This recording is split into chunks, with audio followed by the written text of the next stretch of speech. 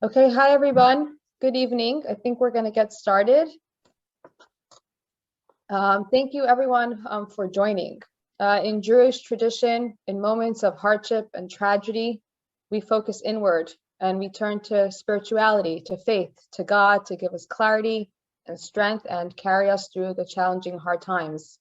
It's customary in these times to increase in Torah study, in prayer and tzedakah, charity, focusing on our betterment of our world.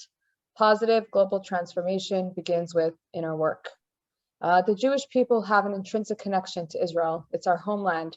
For at least 3,300 years, the Jewish people have faced Jerusalem 3 times a day in our daily prayers. And many of the 613 commandments, Torah commandments, can only be fulfilled in the land of Israel. This coming Monday is the holiday of Shavuot, celebrating the giving of the Torah, the 10 commandments at Mount Sinai, when the Jewish people became a nation. The 10 commandments set the course for ethics and morality for all of mankind.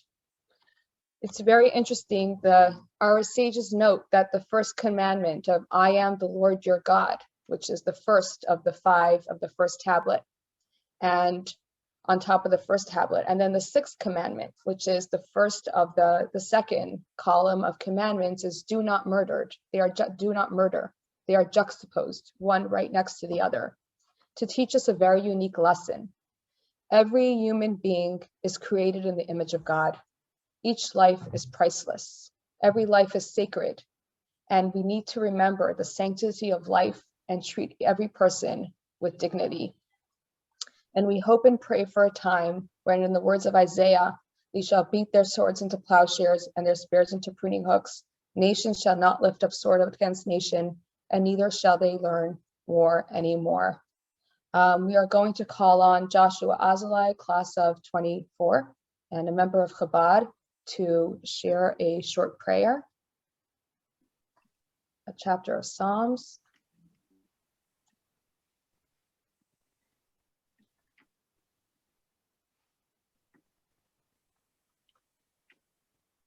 Shir Lama Alot, Esa Ani El Ha'arim Matzeri Yavo Etzri. A song for ascents. I shall raise my eyes to the mountains, from where will my help come? Itri Ma'im Adonai Sa Shamim Va'aretz. My help is from the Lord, the maker of heaven and earth. Al Yatain Lamot Raglecha Al Yinu Shimrecha. He will not allow your foot to falter, your garden will not slumber. Heini Lo Yanu Vilo Yishain Shemor Yisrael. The Lord is the garden, the Lord is your shadow, he is by your right hand. Adonai Shimracha, Adonai Tlecha Al Yad Imanecha. By day the sun will not smite you, nor will the moon at night. Yomom Hashmesh Lo Yakaka Vayarecha Bailaila. The Lord will guard you from evil, he will guard your soul. Adonai Yish Mercha Mekal Ra Yishmor et Nafshecha. The Lord will guard you going out and you're coming in from now into eternity. Adonai Yishmor Tetecha Uvo Cha Ma'ate Ve'ad Olam. Thank you, Josh. Okay, and now for some action, a moment of action. It's traditional to give some charity. So we actually pulled up the ARCs, the Act of Random Kindness little boats that we've given out to many students and staff and faculty on campus with some coins to put into tzedakah. And this is actually a time opportune when you can think of a charity or an organization that you want to support, something that will help make the world a better place. This is an opportune time to do a good deed. So we're going to put that on the side. And I would like to introduce Professor Berk. Professor Berk is the Henry and Sally Schaffer Professor of Holocaust and Jewish Studies at Union College. He's internationally acclaimed for his teaching, writing, and research about the Holocaust, anti-Semitism, Russia, and the Middle East. And we are very grateful for him taking the time on such short notice to share his thoughts and perspective. I think in this situation, it's very important to get historical background and perspective to understand and learn. So thank you very much, Professor Berk. Thank you, Lakey. Thank you, Joshua. And thank all of you for clicking in. I know it's late, but I must tell you, since I'm married to a woman that stalks the night, this is just the beginning of the night for me. So it's not a problem for me, but I know, so the students out there, I know you finished the midterms, getting ready for the finals because we have a short 10-week trimester. Now, would you believe that in a talk about Israel in the current crisis, that I'm going to quote a Roman Catholic Pope? In the second half of the 1930s, Pope Pius XI made a very important, or delivered a very important papal encyclical. Every papal encyclical is known by its first three words. That encyclical began with Mit brennender Sorge in German, with burning sorrow. The Pope was condemning Nazi anti-Semitism, actually Nazi racism. I'm saying to you, Mit brennender Sorge, with burning sorrow, Israel is under siege. This is the culmination of long hostility between Arabs and Jews, a long desire on the part of large numbers of Arabs to make sure that there was no Jewish settlement in that land of Palestine. The source of the current conflict really begins with a real estate dispute within Jerusalem. I'm not an attorney, so I can't tell you about all the complexities of this, but certainly this was not a good thing. It inflamed the relationships between Arabs and Jews in East Jerusalem. But again, and I must tell you, again, with some sorrow, some of the actions of the Israeli police were clumsy at best. But they were provocative actions on both sides, both between Arabs and Jews. But the most inflammatory, the most, I think, decisive element here in turning this into a full-blown crisis, leading to ultimately almost a civil war within the state of Israel, were the incendiary statements by the president of the Palestine Authority, Mahmoud Abbas. Abbas repeated an old lie. That is, the Jews are going to come to the Temple Mount and they're going to destroy El-Aqsa and the temple, and again, the Dome of the Rock. That's a lie. That is a lie that has been used for several decades, going back to the 1920s. Rumors spread throughout the Arab community, the Jews are going to destroy the mosque and rebuild the third temple. Now, to be sure, there are some extremists in Israel that talk about building the third temple and even destroying the mosques. But no Israeli government, beginning in 1948, continuing down right to the present, no left-wing government, no right-wing government, no centrist government has ever endorsed the idea of destroying the mosques and creating a third temple. The point here in all of this is a myth. And for those of you who are students in my class, how many times have I told you? What is important in history is not reality, but the perception of reality. This myth, which has led historically to the deaths of hundreds of Jews, is now being used again by Abbas, who confronts an election campaign, an imminent election campaign. When it will take place, I do not know, with Hamas. Abbas is using the tension today in East Jerusalem in order to bolster his credibility among Palestinians. But, of course, the real escalation, the war began, and I will say this again and again, the war began because Hamas really launched rockets into Israel. Whatever the problem was in East Jerusalem, there is no reason to launching rockets indiscriminately against the civilian population. So the question arises, why did Hamas do this? And I think there are several reasons. Reason number one is Hamas wants the destruction of the state of Israel. Anything that weakens Israel is good for Hamas. Now, there are some people out there that do not understand what Hamas stands for. Hamas believes that Israel does not have the right to exist. And when Hamas and its supporters say, we are going to create a Palestinian state between the river and the sea, the river is the Jordan, the Mediterranean is the sea, you do not have to be a wizard of geography to figure out. I'm not being condescending here. If you know the geography, if you are building a Palestinian state between the river and the sea, there is no room for Israel. We can't get into a discussion here, because time will not allow it, about the settlements. Are the settlements good on the West Bank, the Jewish settlements? Are they bad? What's the international law about that? For Hamas, it makes no difference. If Israel were to withdraw from every settlement on the West Bank, it would make no difference to Hamas. About 25 years ago, a reporter from a newspaper went to see Sheikh Yassin. The Sheikh, of course, was blind at that time. He was blind. He's the founder of Hamas. And the reporter asked the Sheikh, if Israel withdrew, at this time Israel had settlements in Gaza and in the Sinai, if Israel withdrew from all of the settlements, Gaza, the Sinai, and the West Bank, would you make peace with Israel? The supporters of the Sheikh Yassin, the members of Hamas, the reporter said they looked at him as if he was crazy. They looked at the reporter. The issue is not the settlements. It is never the settlements. For Hamas, the issue is the existence of the state of Israel. So Hamas is going to launch rockets to weaken the Jewish state.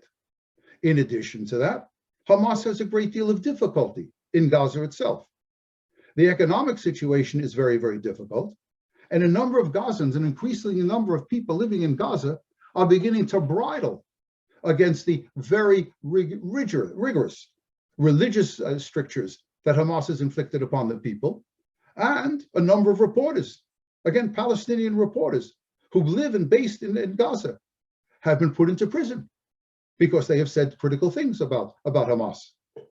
So in order to deflect animosity away from the population of Gaza towards Hamas, you do what you always do in trouble. It was done in Europe and it's done in the Middle East. When in trouble, blame the Jews. It never fails. And the third reason, of course, is, again, this is the flip side of Mahmoud Abbas. There is going to be an election. What Hamas has done by striking at Israel is to increase its credibility within the Palestinian community. We're the only ones that have the nerves to take on Israel. Look at Abbas, an 85-year-old man, he does nothing. In other words, the attack upon Israel with well over 1,000 rockets is designed for some very, very important political purposes. And I must tell you, as I hope all of you are aware of, Hamas is able to do what it does because it is supplied with money from Iran and with rockets and technology from Iran. Iran is a renegade state. Iran also wants the destruction of the state of Israel. Iran supports Hezbollah in southern Lebanon, which talks about destroying Israel. Hamas receives aid from Tehran, again, because Tehran is supporting organizations that want to destroy the state of Israel. There's a digital clock in Tehran that counts down the time, minute by minute, from the year 2040. Because according to the government of Tehran, the government of Iran, Israel is to be destroyed sometime before 2040. And the implication here is that Iran is the one that is going to do the destruction. The whole issue here is the whole war, and it is a war. Make no mistake, this isn't a skirmish. When rockets fly and bombs go in return, it is a war, even though at this point in time, ground troops are not involved. They may very well be involved because Israel, no government, could really tolerate what is taking place. So let me begin by saying to you, again to move on, is that this has been a public relations disaster for the state of Israel.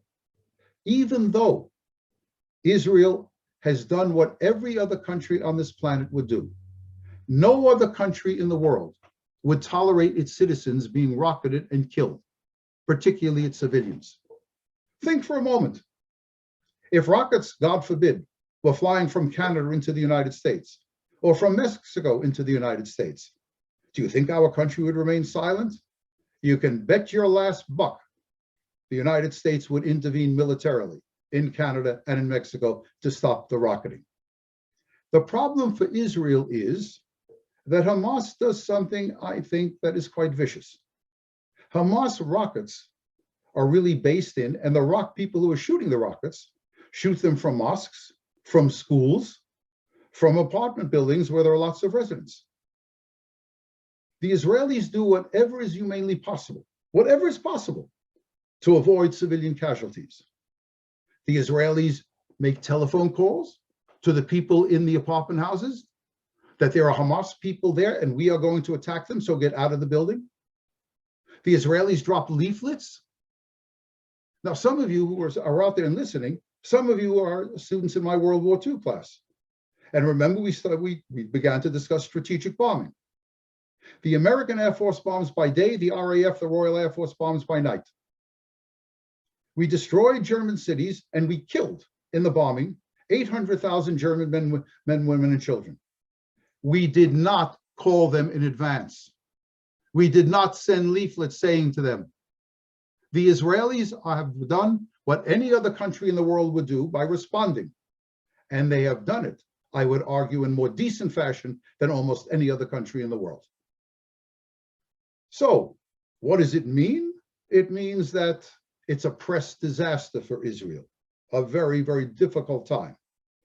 Yesterday, there was an AP story, a long story in the local newspaper, the Schenectady Gazette, and I presume because it was an AP story, it went all over the world. In this story, a long story about the fighting. Only in the middle of the story, only in the middle of the AP story, did the writers say that it was Hamas that began the war. Only then in the middle. And the New York Times, here you're going to see my own biases. Ever since I was a child, we got the New York Times in my home. When I was in high school, I subscribed to the New York Times. I still subscribe to the New York Times. But I'm telling you, it is only, what it really is a sophisticated tabloid. That's all it is. And it's a newspaper with very, very strong biases. So let me give you an example. Again, in yesterday's, the lead story in the New York Times is about the fighting. And so the long story, I think going on to page 8, I could be wrong on that. I don't think I'm wrong by many pages. Goes on, and part of the story consists of interviews with people in Gaza. And in Gaza, these stories are heartrending. Some civilians have been killed in Gaza. People have lost children. Children have lost parents. They're heartrending stories. There's not a single interview, not a single one, with an Israeli survivor of a bombing attack, with an Israeli who has lost people. A 5-year-old child was killed in Israel. Nobody interviewed his parents. Nobody interviewed the friends of the parents. Unbelievable. Absolutely unbelievable. And then on the same page, a related article where the writers, the journalists of the Times, interviewed a number of people. Well, they interviewed Martin Indyk, a longtime critic of Israel, and Indyk again criticized Israel. Then they interviewed Jeremy Ben-Ami, the head of J Street, supposedly a pro-Israeli organization, but is one that is always quick to criticize Israel, and Jeremy Ben-Ami did not disappoint. He criticized Israel again. And then a Democratic senator from Maryland, again, another critic of Israel. Where were the interviews with congressional supporters of Israel? Where was the interview with Chuck Schumer? And I must tell you, where is Chuck Schumer these days? Chuck Schumer has always been the greatest supporter of Israel in the Congress, bar none. Why didn't they interview him? There are many Republican senators and congressmen who are supportive of the state of Israel. Why weren't they interviewed? Be careful of the New York Times. Be very, very careful. I should tell you, historically, on two of the most important stories of the 20th century, the New York Times was out to lunch. The Soviet correspondent, that is the New York Times correspondent, that was based in the Soviet Union in the 1930s, Walter Duranty, lied, distorted, and apologized for the Stalinist crimes. Millions of people were killed during the collectivization or starved. You didn't find that in the New York Times. Walter Duranty covered up for them. And about 25 years ago, one of the primary editors of the New York Times, Max Frankel, had to apologize to the readers of the Times because during the Holocaust, the Times put stories about the Holocaust on the back pages. Be careful. Whether you're religious or not, there's only one Torah. The Torah is on the Bima. It's not in the New York Times. I began by saying to you that there's a history here. You cannot explain the present by the present. How many times, for those of you who've taken my class, it's almost ad nauseum, I make that point. Everything has a history. And one of the more difficult things for the historian is really to talk about origins. When should you begin a discussion? Well, I'm the one that's talking, so I will talk. I will give you the year that I would begin with. And that is the year 1947. For decades, Jews and Arabs had fought over Palestine. Is it Philistine or is it Eretz Yisrael? It's a conflict of land over land.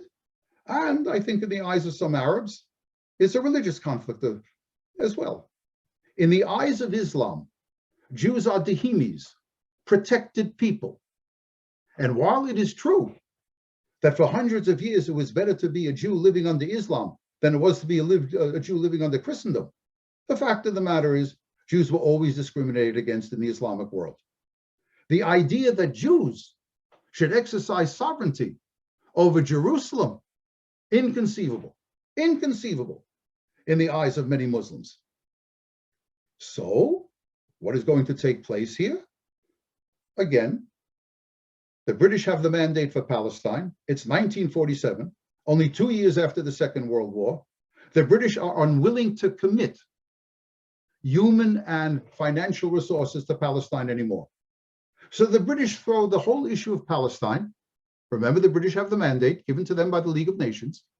The British throw the whole issue of Palestine over to the new United Nations, which promptly forms a committee, UNSCOP, the United Nations Special Committee on Palestine, that all goes all over the world in 1947 and comes to a remarkable conclusion. The majority of UNSCOP believes that there is no possibility that Jews and Arabs can live peacefully in a binational state. And so UNSCOP suggests to the United Nations General Assembly that Palestine west of the River Jordan should be divided into a Jewish state and an Arab state. Churchill would call this the hinge of fate. This is where history could have turned. Because on November 29th of 1947, the United Nations General Assembly voted for Resolution 181, partitioning Palestine west of the River Jordan into a Jewish state and an Arab state. The Zionist movement accepted it. Again, the Zionist movement acquiesced into it. The leaders of the Arab world and leaders of the Palestinian community said no. It's our land. There's no room for a Jewish state in even a truncated part of Palestine. That is the issue. Not settlements. That's the issue. Do the Jews have a right to have a state of their own in Palestine? And I must say to you, do you realize what would have happened had the Arab world accepted Resolution 181? There wouldn't have been that cycle of wars. There wouldn't have been a single Palestinian refugee had the Arab world accepted Resolution 181. Not only did not accept Resolution 181, the leaders of the Arab states began to say, and did in fact say, that if Ben Gurion, the future prime minister of Israel, was to declare a Jewish state, Ben Gurion said, the day that the British pull out, we will declare Medinat Yisrael, we will declare the state of Israel. The Arab world responded by saying, within 24 hours, if he declares a Jewish state, we will invade Israel. It is the Arabs that invaded Israel, not Israel invading the Arab world. And Arab countries began to send troops in order to defeat the infant state of Israel. And Palestinians began to go to war against the Jews in the Yishuv, the Jewish settlement in Palestine. But it turned out to be literally a disaster. For reasons that we do not have to go into here, 1948 for the Jews is a year of liberation. For the Palestinian Arabs and for the Arab world is Nakba. It's a catastrophe. And in the midst of this catastrophe, there were somewhere between 500,000 and 750,000 Palestinian refugees fled, most of them fleeing to Jordan. Yes, it is true. There were cases where Israelis forced out Palestinians. Cannot deny that. One of the men who is responsible for it is a man that is almost deified in the Jewish community and in the non-Jewish community. That's Yitzhak Rabin. Yitzhak Rabin was in charge of the corridor, the land corridor between Tel Aviv and Jerusalem. And he had a difficult, Jerusalem was under siege in 48. He had to bring food and water and clothing and ammunition to the people, to the Jews in Jerusalem. And Arab villages, looking down on the Tel Aviv-Jerusalem corridor, opened fire, killing large numbers of Jews. That's why Palestinians in that particular area were rejected. But the Palestinian refugee crisis is due to one important fact. The Palestinians acted as Jews have acted in the past, as Belgians and French and Dutch people have acted in the past. If you are a civilian and you've got a brain in your head, you want to get out of the line of fire. For those who've studied World War II with me or are familiar with it, the roads were clogged in 1940 as the German army blitzed its way over Western Europe, over through Belgium and the Netherlands, through Luxembourg and through France. Refugees were created. They wanted to get out of the line of fire. It's not that the Jews are braver and the Arabs are cowards. That's nonsense. The Arabs are as brave as the Jews. The only difference was the Arabs had a place to go. They could go to Jordan. They could flee to other parts, the Arab parts of Palestine. Unless the Jews could walk on water or breathe under the water of the Mediterranean, there was no place to go.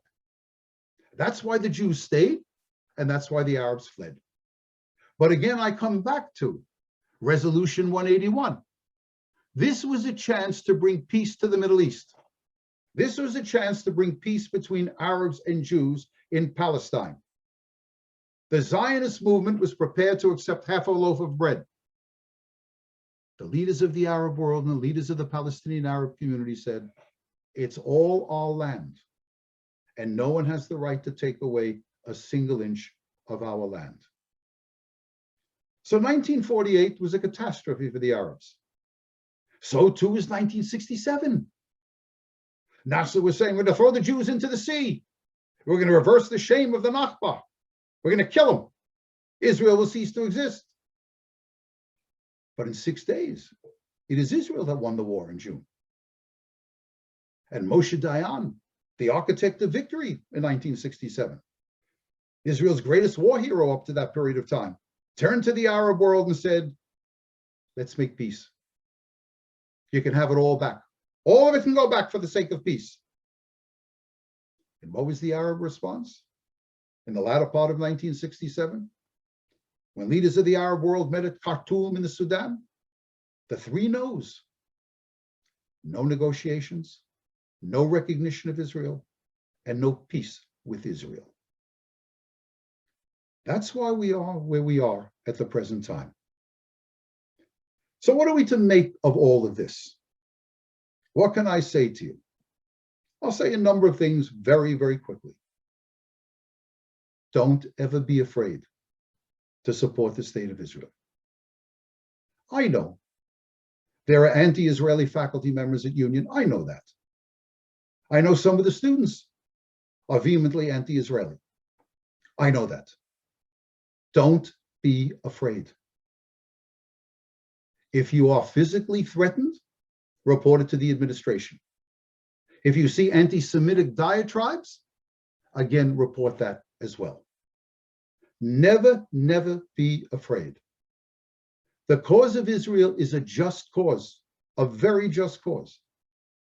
It is a country under siege, not a siege of its own making. Again, for the fourth time, Hamas attacked Israel. Israel did not attack Hamas. And Israel is doing what any country in the world would do, and it is doing it probably more humanely than any other country in the world. So don't be afraid. Again, the cause is just. Israel is the only democratic country in the Middle East, the only one. Israel also has been a place of refuge for the Jewish people. And Israel, the only country, the only government in 2,000 years of the history of Palestine, long before it was called Palestine, Judea, Shamron, whatever you want to call it Palestine. There was no Palestina, that was the Roman name for it. Many countries have ruled over Palestine. The only government that has ever ruled over part of Palestine, in this case Israel, that has guaranteed the security of the holy places, that has allowed all religions to flourish, that has allowed access to the holy places. The only government that has ever done that is the state of Israel. For those of you who have even the most cursory knowledge of history, you should know, heaven helped the Jews who wanted to pray at what used to be called the Wailing Wall, what is now called the Western Wall. Jews were killed because they wanted to pray there. Now they can go there. And Muslims can go to the Dome of the Rock and Al-Aqsa. And Christians can go to all those Christian holy places. The Church of the Holy Sepulchre, for example. They can go to all. Israel protects them all. And Israel, in some ways, has really become a light unto the nations. Israeli medicine, Israeli science, Israeli technology, Israeli agricultural technology, and irrigation technology. Israel has been beneficial to millions upon millions of people. So don't be afraid. Stand proud. Stand fast.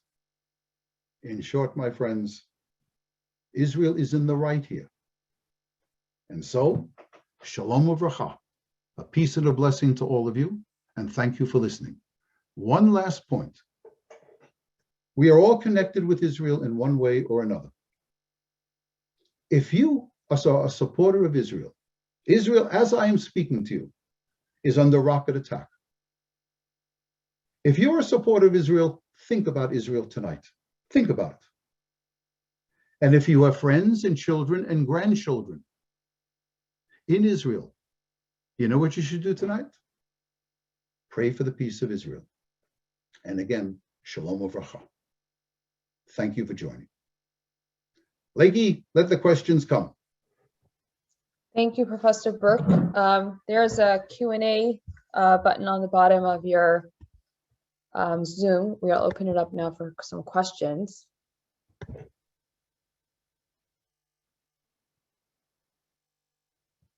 There's a question about, can you discuss the situation that's going on in like Lod in some of the cities in Israel right now, the intra-Arab Israeli fighting? That is a most unfortunate thing.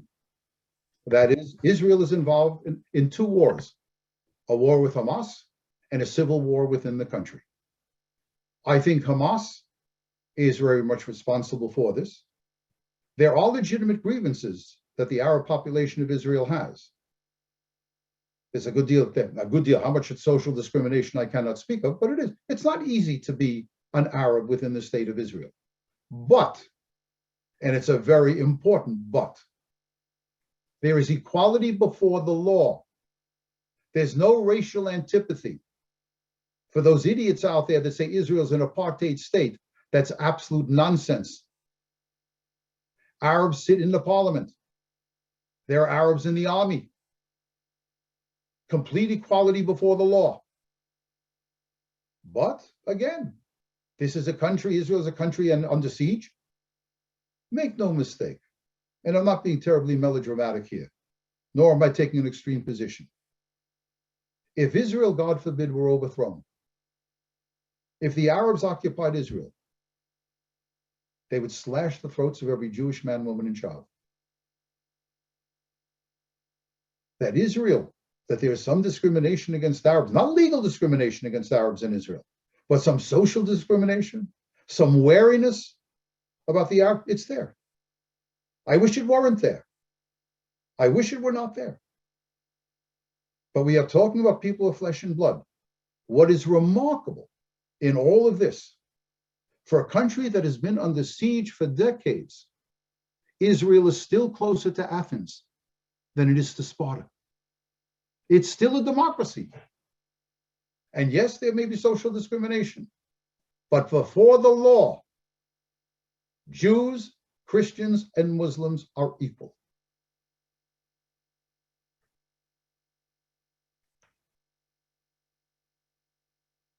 Lakey, we can't hear you. Thank you.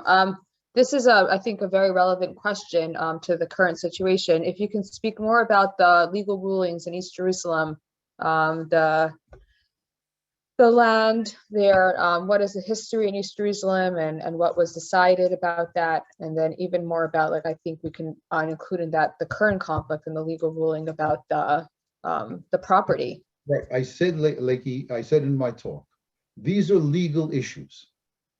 And I am just not equipped to deal with them. I can tell you in general terms what it's all about. That is, before 1948, before the war of 1948, a number of Jews had title, lived in parts of East Jerusalem, in the old city. Comes 1948, the Jews are either killed or they're forced to leave. Arabs move into those vacant apartments and houses. After 67, the Jews begin to reclaim. So the legal issue is, do these people who have lived in there for decades, do they have the right to the land, or do the original Jewish owners have the right to the land? Then, quite recently, some Jews, right-wing Jews, bought land in East Jerusalem. They bought them from Arabs who were willing to sell, probably at inflated prices. But there were Arabs living in there as tenants. Who has the right? Should these people who are living there as tenants, should they be thrown out? Should Jews be allowed to move in? This is an issue that only the Israeli Supreme Court can discuss. And it's complex because, remember, in Israel, Israeli law has three sources. One, Ottoman law, Turkish law. Two, British common law. And three, halakha, that is Jewish law. So this is an issue for the Supreme Court. I'm not going to get into it. Now, you can make the case, as some people are, that Israel has not acted fairly in dealing with the Palestinians. I'm not prepared to say that whether that's yes or whether it is no. But I come back to saying to you, whatever the dispute was in East Jerusalem, it does not justify the launching of rockets indiscriminately aiming to kill Jewish civilians. And I stand on that point. Thank you. There's a question about the Iron Dome. If you can talk about that a little bit. There's not really a lot of mention of that in the press. We know that it's actually so tragic to see that there are so many civilian casualties in Gaza right now, and there are deaths in Israel, and thank God there aren't that many, and that's in big, because of the Iron Dome, and that isn't really mentioned. Yes, that's a consequence of the Iron Dome, developed jointly by Israeli and American scientists. It has been a gift from heaven to Israel. It really is. It's a gift from heaven. We believe that of the rockets that are shot over Israel, now, a number of them are going to go into empty fields. Of the 1,350 rockets that have been fired at Israel, 350 never got out of the Gaza Strip. Because of faulty mechanism, technology, whatever it is, they land in Gaza.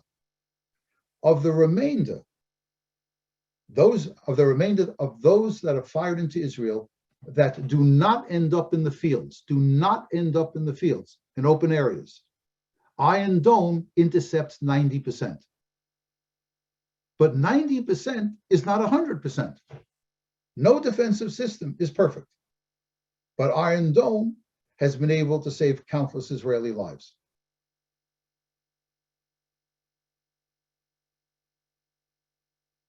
Thank you. We're going to touch a little bit on the Abrahamic Accords. So there was tremendous progress in peace in the Middle East in the last year or so. And where does that stand now? How is the conflict affecting that?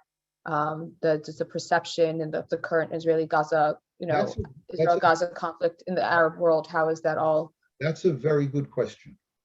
The longer this goes on, it is quite possible. I'm not a Novi, I'm not a prophet. I'm lucky if I get the history right. If this goes on longer, it may undermine the Abrahamic Accords. Because what will happen is on the Arab street, the so-called Arab street, there'll be popular demonstrations in the Gulf states, in the Sudan, all of those countries that have had peace agreements, including Jordan and Egypt. If this goes on, the Arab street may be provoked to such an extent, there'll be massive demonstrations and riots in some of the Arab countries, forcing the governments to jettison the agreements that they have made with Israel. That's a problem. And in fact, of course, it's a greater problem for Israel, but it's also a problem for the United States. We have our allies in the Middle East. Besides Israel, Israel is the greatest ally, but we have close relationships with Jordan and close relationships with Egypt. It is quite possible again.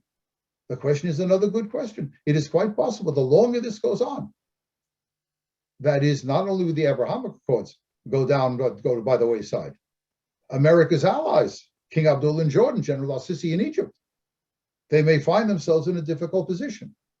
That's why, from the American standpoint, from the American national interest, this should come to an end as quickly as possible. Go ahead, Lee. So I think that this conflict is very different from previous ones. Can you elaborate on that? It's different from previous ones in the sense that Hamas is more sophisticated now. In two ways, it's different. One, Hamas is more sophisticated, has a greater number of rockets, and of course, some of the rockets are, again, technologically sophisticated. And so that presents a greater threat to Israel. And the other aspect, of course, is what we spoke about before, a civil war within the state of Israel. There have been times when Israeli Arabs, or Israeli Palestinians, whatever term you want to use, have rioted against the state of Israel, but not like this. Not like this in a very, very long time. So again, if I had to make a prediction, there will be a truce. There's always a truce. The great powers will intervene, the United Nations will intervene. There's always a truce. It's a question of how long it will take to achieve the truce and how many people will die in the interim. But there will be a truce for a while, and then there'll be another confrontation.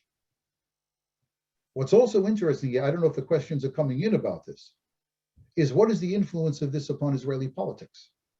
That's an interesting thing. And again, the honest answer is we do not know. When it's all over, will the Israeli Jewish public swing to the right or to the left?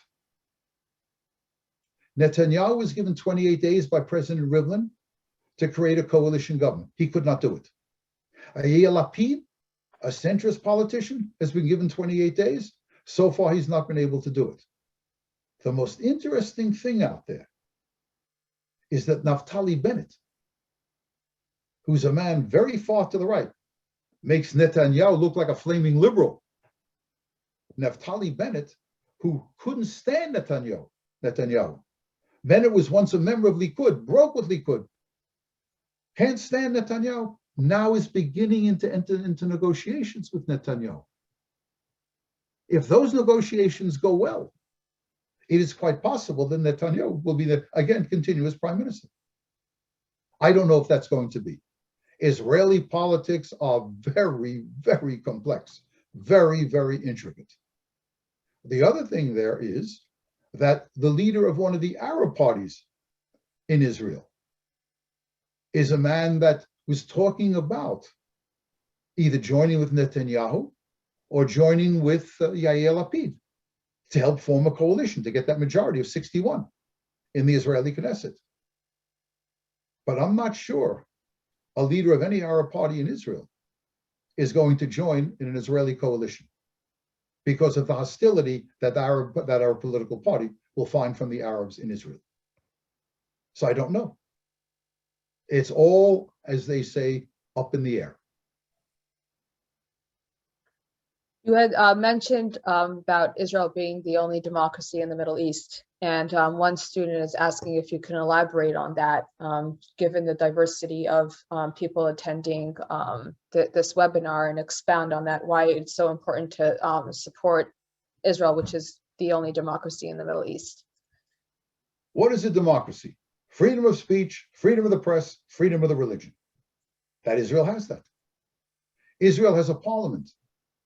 If you ever go to Israel, friends out there, go to the Knesset, spend 1 hour in the Knesset, and you know what you're going to see? The proverbial hitting the fan, with Israeli political parties going against each other. Absolute freedom of speech. In fact, we are more serious now. You can argue the proposition that Israelis have not mastered democracy. The Israeli political system is very pluralistic. As I've told some people, you know, if Israelis really got democracy down right, they would do they would do the following. You like Netanyahu, you vote for Likud. You give Likud a majority. You don't like it, you don't spread your votes out among splinter parties that make it impossible or very difficult to form a coalition. And once a coalition is formed, you don't have to be a wizard of political science. Coalition governments are always unstable. They always have difficulty because you got to please everybody in the coalition. If you don't like Netanyahu, what Israelis should do is to rally around Yair Lapid, the centrist candidate. Don't split your votes among parties on the left. Vote for the one man who stands the best chance of overthrowing Netanyahu. That's the beauty of our system. The Israelis have a system of what is known as proportional representation. That comes out of really World War I, in the interwar period. A belief that if you really wanted a democracy, then all political parties should be represented. You don't concentrate on 1, 2, or 3 political parties. Well, in theory, it's good. In practice, it's a hell of a way to run a government and to run a country. So I think, well, I don't know how this is going to play out. I really don't know. Go ahead, Lakey. This is a question about what happened at the Al-Aqsa Mosque. If you can elaborate on that, give some perspective. Again, what do we know about the Al-Aqsa? What do we know what happened up there? We know it from the newspapers. That's all we know. Pro-Israeli, Israeli newspapers, Arab newspapers, America, whatever it is. What do we know? We know there was rioting there. Now, the problem for the Israelis is that Al-Aqsa is not far from, it's above the wall, the most sacred site in all of Judaism. And very often people, Arabs at Al-Aqsa and on the Temple Mount, throw rocks down against people. Whether they did it this time, I don't know. I can't answer that. They may have. There was, again, rioting on there, attacks upon Jews who may have been visiting as tourists, Israelis who were visiting as tourists, and many Arabs thought they didn't belong there. The Israeli police responded with tear gas, and the tear gas spread into the mosques. That is, again, that's a recipe for disaster. And then, as I said in the beginning of my talk, Mahmoud Abbas, the president of the Palestine Authority, fanned the fears of Arabs, exacerbated the tension by saying that the Jews, that these policemen were just a preliminary to the destruction of the mosques and the creation of the third temple, which of course is not true, as I said before. So what happened at Al-Aqsa, again, I'm not saying it's a mystery, but it all depends upon whom you read. Thank you. There's a question about the Biden's administration's position on Iran and how that affected the Middle East and the conflict now. All right. Hamas with its rockets cannot destroy the state of Israel. Nor can Islamic Jihad, nor can Hezbollah in southern Lebanon or in Beirut, which also talks about the destruction of the state of Israel. All three organizations have made war against Israel in one way or another. They do not, however, constitute an existential threat against Israel. Israel can deal with all of them simultaneously. It will be difficult, but Israel can deal with them. Iran is another issue. Iran is hell-bent on destroying the state of Israel. Nothing ambiguous here. It says it all the time. Israel must be destroyed. If Iran acquires a nuclear weapon, then there's a real possibility that it may use that nuclear weapon. I'm not saying it will. I'm not saying it. I think, on my own personal view, it does want to acquire a nuclear weapon. It makes sense from an Iranian perspective to acquire a nuclear weapon. If Iran has a nuclear weapon, it guarantees the longevity of the Ayatollah's regime. It guarantees the longevity of the theocracy. Because if Iran has a nuclear weapon, no one, including the United States, is ever going to launch an attack, which in any way can overthrow the Ayatollahs. In addition to that, if Iran has acquired a nuclear weapon, it becomes the leader of the Islamic world in the Middle East. So I think they are trying to acquire a nuclear weapon. The Biden administration has to deal with that. I believe that the deal in 2015 was not a good one. It wasn't a good one because it didn't cover ballistic missiles. All of the sites in Iran where Iran could develop, that is, the prerequisites for a nuclear weapon, not all of them were under the aegis or under the scrutiny of the International Atomic Energy Agency. So the ballistic missiles, some of the sites were not scrutinized. And also, Iran continues to be the major supporter of terrorism in the world. None of this was addressed in 2015. Yes, the Iranians have responded by building up, let's say, the uranium capacity, moving closer to developing a nuclear weapon. I think that has to be stopped in one way or another. I wouldn't say I wouldn't understand this, but I think a problem is if the Biden administration really wants to get back to 2015, and the price of doing that is to lift all of the sanctions from Iran, all of the sanctions. That's what Iran is demanding, that all of the sanctions have to be ended to go back to 2000, if you want to go back to 2015. But if the United States eliminates all the sanctions, then how are you going to renegotiate? How are you going to get a better agreement? How are you going to get an agreement that really prohibits the development of missiles? How are you going to get an agreement to put more sites under the scrutiny of the International Atomic Energy Agency? How are you going to get Iran to stop its terrorist activity? If you lift all the sanctions, you have no leverage anymore. I don't know where the Biden administration is moving. I really don't know. I hope that its ultimate aim is not simply, and its end goal is not simply the creation or the recreation of the agreement of 2015. That would be, I think, a terrible mistake. So I don't know what they're doing. I must say, in reaction to what is taking place at the present, it's interesting. The president has remained silent. His Secretary of State, Anthony Blinken, has defended Israel, saying Israel has the right to really defend itself. That, I think, is the correct statement. How long this will continue, given American interests, as we spoke about 10 minutes ago, I don't know where they're going with this. And here, you didn't ask me this, but I will volunteer it, probably upsetting some of the people who are listening to us. I am a registered Democrat. I have voted Democratic in nearly every election, including the last one in 2020. But I am very disturbed by the behavior of some people in the Democratic Party. AOC always criticizes Israel, criticizing Israel again. And the anti-Semites in the Congress, Ilhan Omar and Rashid Tlaib, They're bona fide anti-Semites. It's not good. This is not good. They have made anti-Semitism, they put it into the halls of Congress. They're trying to make it mainstream. That's not a good thing. Not a good thing for Jews, not a good thing for other minorities in this country. Go ahead, Lake. So on the topic of anti-Semitism, one of the students asked, what can we do about the anti-Semitic posts that are circulating on social media? And so I think that we need to somehow define where criticism of Israel veers into anti-Semitism and what students can do. That's another good question and a very difficult one to answer. If it looks like a duck and quacks like a duck, it's a duck. You'll know anti-Semitism when you see it. Of course, criticism of Israel is legitimate. Of course it is.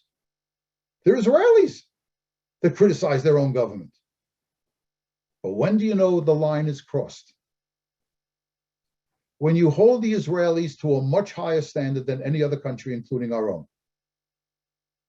When you lie and you say that Israel is committing genocide. When you don't say anything about what's being said on the other side. When all you do is blame Israel for the bombing, but don't even address the issue of the rockets. Don't even address the issue of Hamas's belief that Israel ought to be destroyed. When you say that the Israelis are Nazis, that's crossing the line. That's anti-Semitism. So I think when you see it, you'll know it. As to what do you do with all of this? Again, what did I say in the talk? Never, never be afraid. If there are demonstrations, well, maybe you want your own demonstration. No physical violence. Always civility. No physical violence. Any letters to the editor, any letters to the newspaper should be counted. Whether if there are television programs or radio programs and people call in blasting Israel, then you've got to respond. We live, thank God, in a free country, in a marketplace of ideas. Our idea is a good one. This first and only Jewish state in 2,000 years is a wonderful country. Sure, it has blemishes. Sure, it has mistakes. It has made mistakes. But on balance, it's a wonderful country. And people who are supportive of Israel, they should make those points again and again and again. Do not be intimidated.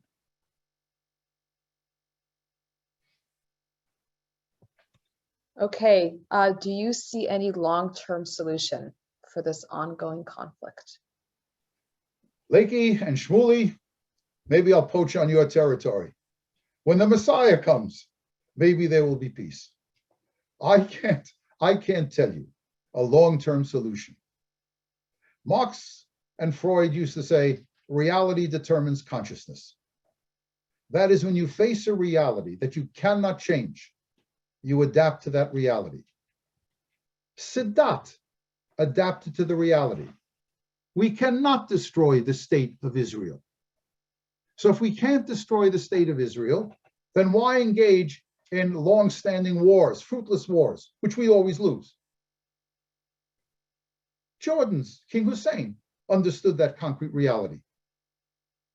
Perhaps the day will come when there will be a Palestinian leader who will say, you know what? Enough is enough. What have we gotten? In all these years of fighting with the Jews, what have we gotten? Have we gotten our Palestinian state? Are the lives of Palestinian people in Gaza and on the West Bank better because of our struggle? Perhaps it is time. Perhaps it is time to deal with the Israelis, one country to another. You have Israel, let's have a Palestinian state that will live side by side with each other in peace. When that day comes, Lakey, that's when peace will come to the Middle East.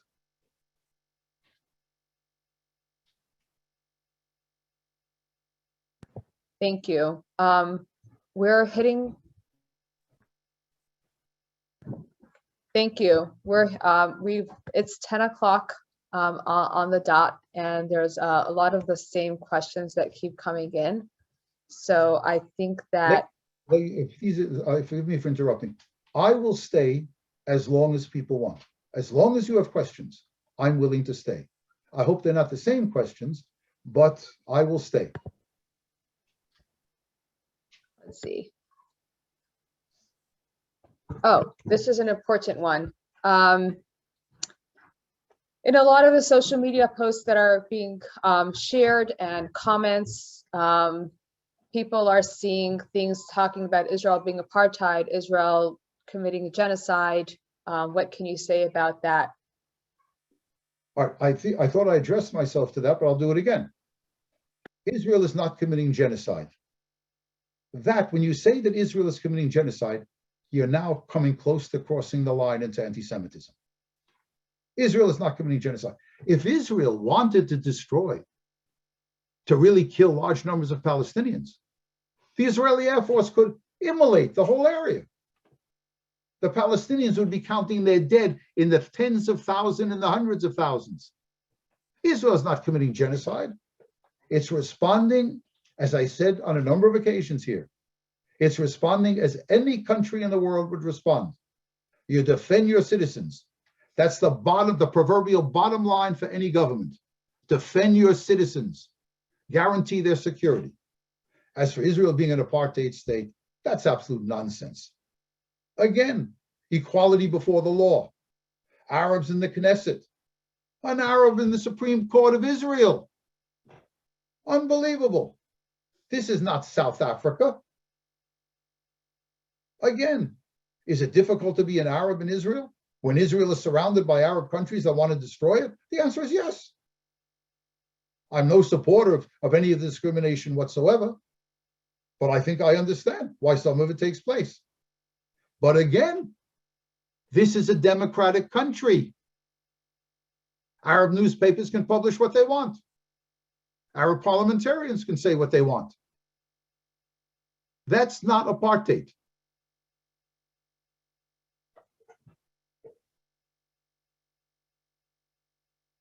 Thank you. There's a very long question that I'm going to try to hone in and just get the thing of it. But there's this concept that Israel is about white people, and that Palestine is brown people. So turning it into a subject on race, if we can talk about that. All right. I don't know whether you call the Palestinians brown, but if you call the Palestinians brown people, people of color, more than half of Israel is composed of people of color. These are the Mizrahim, the people from Yemen. And I must say, I should have said it in my talk, but you've given me the opportunity to say it. You talk about things that nobody speaks about. There were 2 refugee crises in the period 48 and beyond. Yeah, there were 500 to 750,000 Palestinian refugees. There were 1 million Jews living in the Arab countries, and they were thrown out. Nobody talks about that. Nobody talks about the fact that the only refugee crisis in the 20th century that has not been solved is the one with the Palestinian refugees. Everywhere else, people who fled from one country to another were absorbed in the other country. Millions of Germans in Czechoslovakia were thrown out in 1946. Where did they go? They went to West Germany. West Germany took them in. And those 1 million Jews, most of them that were thrown out of the Arab lands, they ended up in Israel, and Israel took them in. In the early 1920s, there were terrible wars, terrible, brutal wars between Greece and Turkey. When it was all over, the Greeks living in Turkey went to Greece, and the Turks living in Greece went back to Turkey. And in 1948, in that terrible war, when India became an independent country and split into Pakistan and India, millions of people were refugees. Hindus in Pakistan went to India, Muslims in India went to Pakistan, and both countries took their refugees in. The only group of refugees that have not been absorbed, and it's purposely not absorbed, are the Palestinian refugees, because they are used as pawns in order to weaken Israel politically and militarily. Now, as far as the color of the skin, more than 50% of the Israelis come from the Arab lands. Are they different in color from Palestinians, from other Arabs? No, they're the same color. This is nonsense. This is a white colonial state. There are more people of color in Israel than there are who are white, if you use that definition of being brown. And what does our tradition say? Me'avdut lahirut, from slavery into freedom. How many times in history were Black people taken out of Africa and brought to freedom? Look at the history of our own country, the history of Latin America. 15 million Black people were taken away from Africa and brought as slaves to the New World. 80,000 Ethiopians, as Black as anybody else in Africa, were taken by Israel, not into slavery, but into freedom. Israel takes them all in. And it's not a question of color. Go ahead, Lee. Thank you. There are protests going on in America in different cities, pro-Israel demonstrations, pro-Palestinian demonstrations. What's your reaction? What can you share about that? It's only natural that these demonstrations will take place. It's a free country. You can demonstrate all you want. It is the function of the police, however, to make sure that the demonstrations do not lead to violence. That's what we have to protect. There must be obedience to law, and no one who protests should be subjected to physical violence. So, I don't object to the demonstrations on either side. That's what happens in a free country. But you don't cross the line into using physical violence. That cannot be tolerated.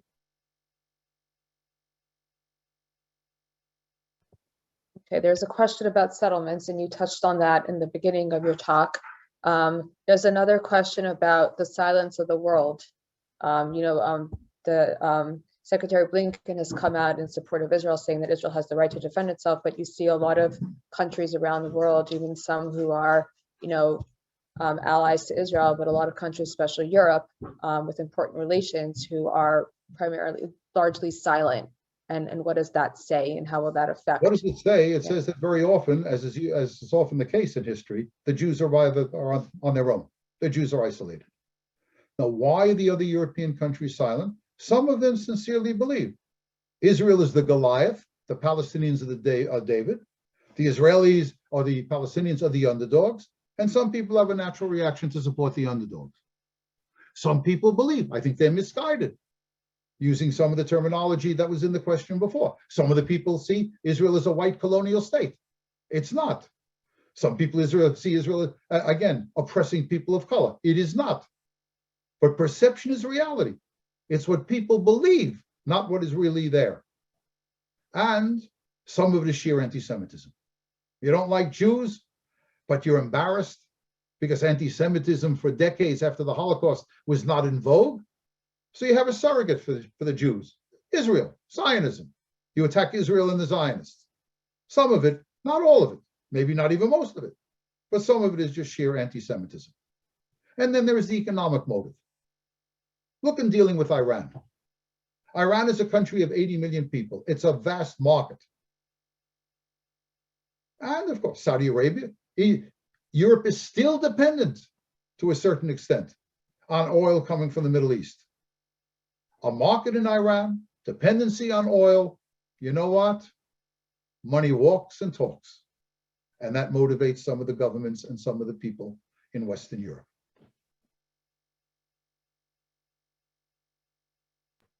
Okay, so this is a question, and I don't know, but why doesn't Israel get any new ideas on how to deal with the conflict with Hamas, with Palestinians? It feels like it's always the same cycle over and over again. It is the same cycle. Could Israel do anything? The question is, Could Israel do anything? Should it do anything to mitigate the conflict? You know, years ago, like before you came to Union, the students, not I, the students invited Ehud Olmert, the former prime minister, come to speak at Union. Yeah, we were here. We were here in 2009. Very, I think, yeah. very interesting episode. It revealed some of the anti-Semitism and the hostility of some of the faculty at Union. Because in the emails, I was called a genocidal murderer and a supporter of genocide. And Olmert was called that too. But Olmert gave a very fine speech in which he said, and he still maintains that, we offered Arafat first, Israel, and then when he died, we offered Abbas a Palestinian state. In fact, Olmert was so generous from one perspective. He even offered the Palestinians control of the Temple Mount. And he said, I had Abbas over the house. We had him for dinner. We had a good relationship. I sent him a letter outlining all of the options. He never responded. So I don't know. If people say Israel should withdraw from all of the settlements, I must tell you, I'm not an Israeli, but if I were an Israeli, I wouldn't have settled on the West Bank. I wouldn't have. I'm not sure the Israelis were right in settling on the West Bank. But two things. One, there are 500,000 Israelis on the West Bank. How are you going to get them out? And two, as I've said repeatedly, for those in the Arab world who hate Israel, the settlements don't count for diddly. The issue is not the settlements. The issue is the existence of the state of Israel. I don't know why there's any ambiguity here. Hamas says it again and again. So does Hezbollah. So does Islamic Jihad. Israel does not have the right to exist in their eyes. Withdrawing from most of the settlements would enhance the Israeli image in the rest of the world. That it would. There can be no denial of that. Israel's image, which is tarnished by the settlements, Israel's image would be greatly enhanced. Would it end the conflict? I don't think so. Because of the positions taken by, again, Hamas, Islamic Jihad, and Hezbollah. Israel, in their eyes, one cannot say it again, one cannot say it too often. In their eyes, Israel is a illegitimate political entity that should disappear into the garbage can of history. So I don't know what leaving the settlements would. I can tell you, any Israeli government that tried to get the people, the Jews settling who have settled on the West Bank, to get out of the West Bank, it would cause civil war within Israel, a war among the Jews. There is a way to deal with this. It was suggested as early as in the aftermath of the Six-Day War in 1967. Everybody forgets about Resolution 242.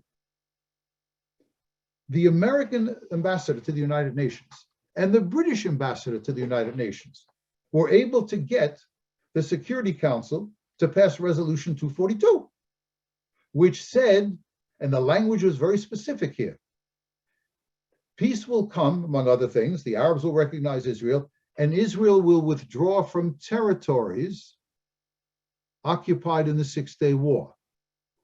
Both the British ambassador and the American ambassador specifically said, we left out the definite article, the. We didn't say Israel should withdraw from the areas occupied, but from areas occupied. Implicit in that was, Israel did not have to withdraw from all of those territories. The second President Bush said that in the Rose Garden speech. And even the most dovish of Israeli politicians and the most dovish Israeli foreign minister referred to the pre-June lines that everybody wants to go back to, maybe because I'm old enough and I remember what Abin said. Those are the Auschwitz lines. If Israel goes back to the pre-June lines, Israel is vulnerable to the point where it can be overrun, and we'll have another Auschwitz. So what can you do? you swap territory. That has been suggested. That is, some of the Israeli settlements are allowed to remain.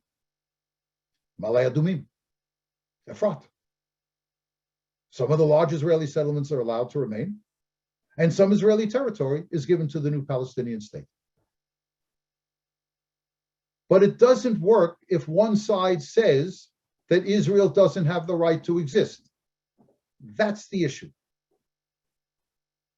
Go ahead, Leggy. So a lot of the questions that are coming in are you have addressed already in your talk, and some of them are just like recurring, repetitive things. So yeah, it's 10:16, and we'll call it a night. All right. Yeah, I really thank you, Professor Berk, for taking the time on such short notice to come and speak. The students turn to Shmuley and I, to Chabad, and to look for guidance and support. It's an extremely difficult, challenging time, and it's a very sensitive time.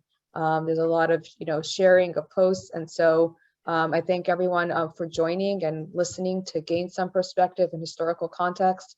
And always, before you share a post, especially on social media, take the time to do some research to learn about the situation and know what you're sharing and the impact that it can have, and direct impact, and how it affects the situation. All right, thank you very much, Leiki. Thank you for inviting me. And to some of my students who are out there, we have class tomorrow morning. We're going to take Berlin tomorrow. We're going to end the war in Europe. And in the Holocaust class, we're going to talk about the one bright light in the period of the Holocaust, the country of Denmark. So that's where we're going, among other things. Thank you all for listening in. Good night to all of you, and sleep well and be safe. Bye-bye. Thank you. Bye-bye, Leiki. Take care. Good night. Thank you. Good night.